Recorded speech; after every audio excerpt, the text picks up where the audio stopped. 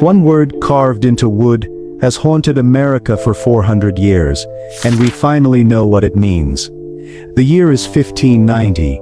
Governor John White steps onto Roanoke Island after being away for 3 years. He left 115 English settlers here, including his daughter and baby granddaughter. Now the island is empty. Every house stands abandoned. Every person has vanished. The only clue left behind is a single word carved into a wooden post: CROATOAN. This isn't just another mystery story. This is the birth of America's greatest unsolved puzzle. But here's the shocking truth that archaeologists just discovered. These people didn't disappear, they survived. They adapted, and they became something completely new. Let me take you back to where it all began.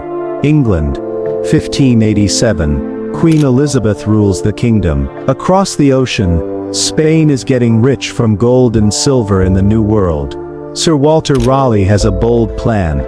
He wants to build England's first permanent settlement in America. Not just a trading post or a temporary camp, but a real community where English families can live and grow. John White agrees to lead this mission.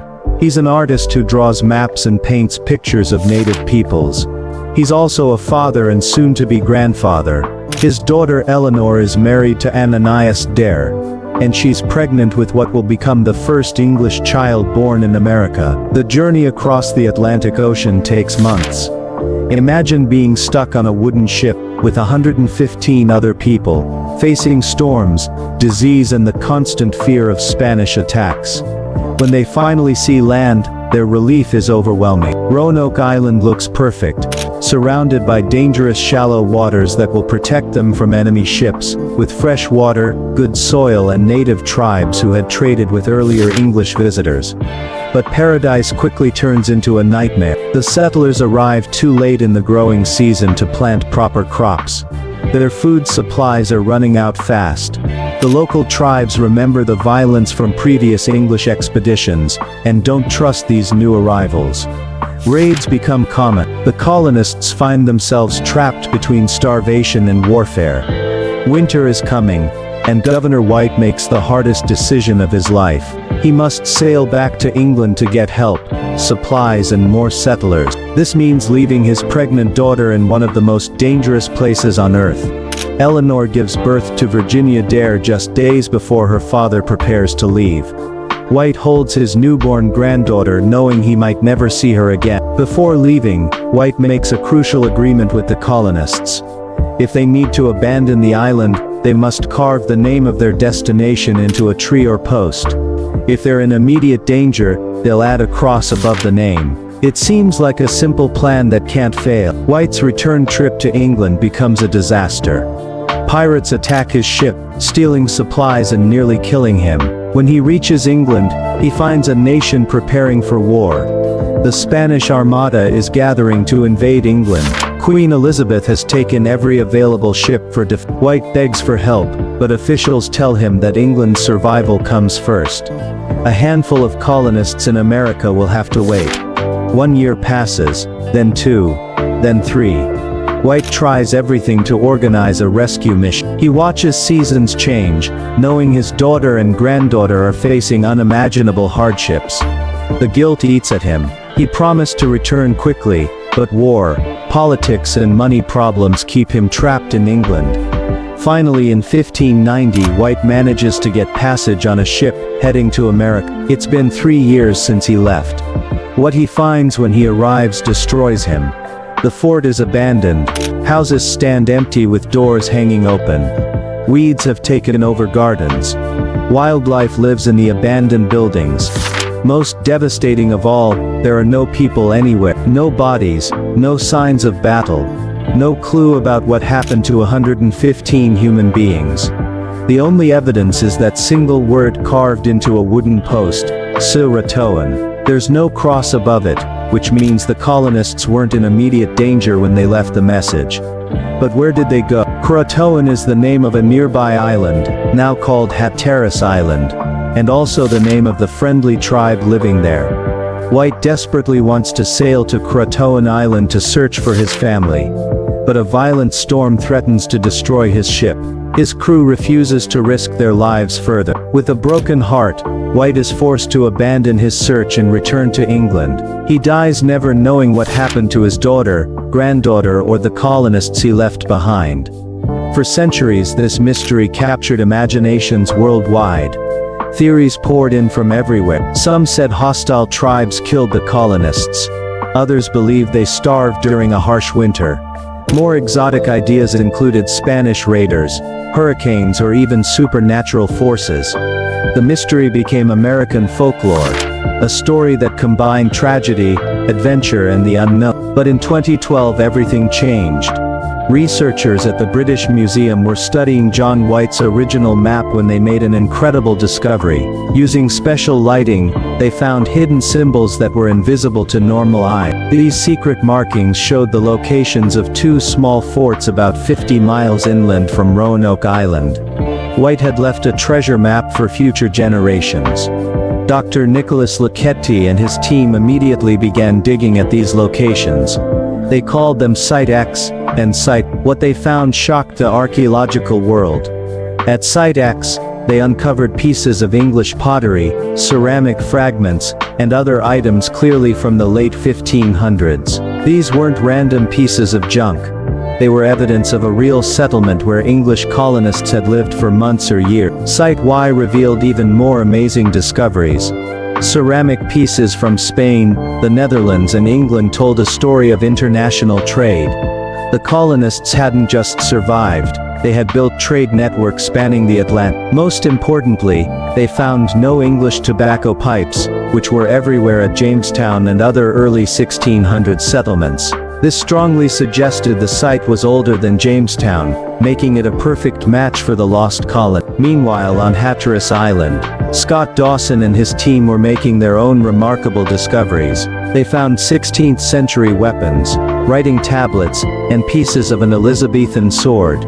These weren't trade goods or accidentally dropped items. They were personal belongings that proved English colonists had lived on CROATOAN Island.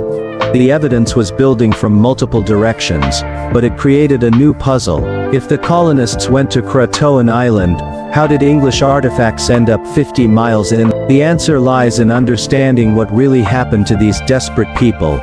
James Horn, a respected historian, offers the most believable explanation. The 115 colonists didn't vanish in one dramatic event. Instead, they made practical survival decisions. Faced with starvation, hostile neighbors, and no rescue in sight, they chose to split into smaller groups to increase their chances of survival. Picture this scene. It's late 1587, or early 1588. The colonists are facing their second winter on Roanoke Island. Governor White has been gone much longer than expected.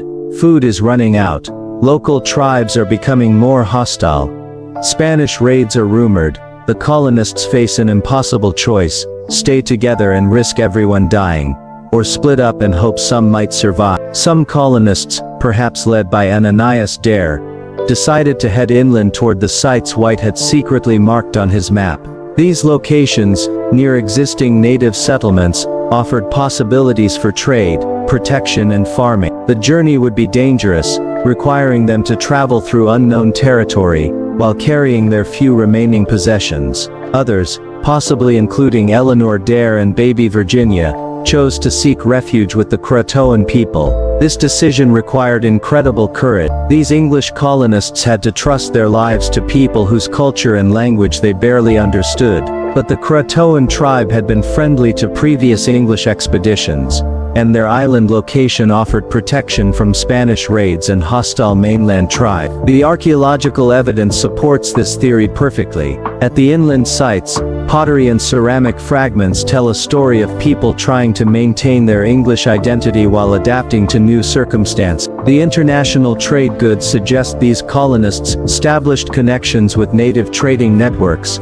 exchanging European manufactured items for local products and protection. On Hatteras Island, the discoveries tell an even more fascinating story. Archaeologists found evidence of English copper being reworked into native-style ornaments, glass beads being turned into arrowheads, and European tools being adapted for new purposes. This wasn't just trade, it was deep cultural integration. The most remarkable part of this theory is what it reveals about human resilience. Rather than desperately clinging to their European identity, the colonists embraced change as a survival strategy. Some probably married native peoples, their children growing up as bridges between two worlds. Others learned indigenous languages, customs, and survival techniques, while keeping their own traditions alive.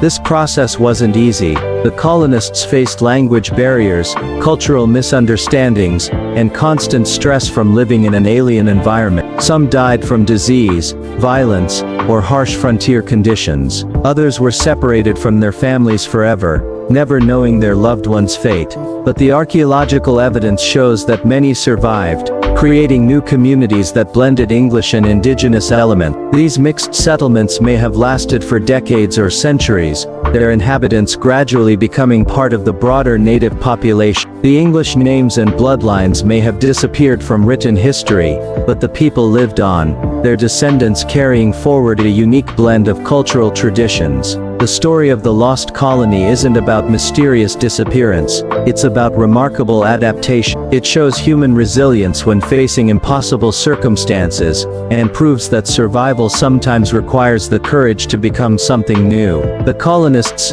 didn't vanish, they evolved, transforming from English settlers into something unprecedented.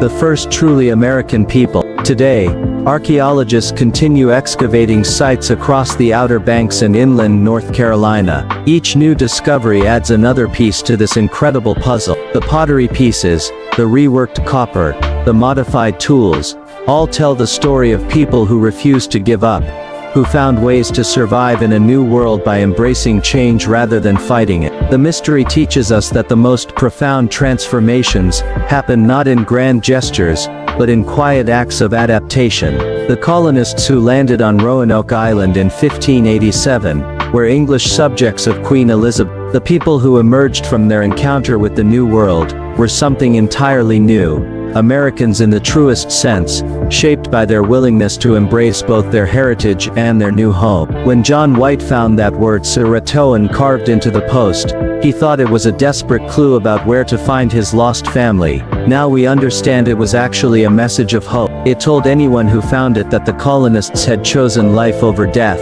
adaptation over extinction, and an unknown future over a familiar past. In doing so, they became not England's lost colony, but America's first true pioneer. The word that haunted America for 400 years wasn't a cry for help, it was a declaration of independence. Hit subscribe if you want to discover more mysteries that changed how we see American history, because this story proves that sometimes the greatest adventures happen when we're brave enough to let go of who we were and become who we need to be.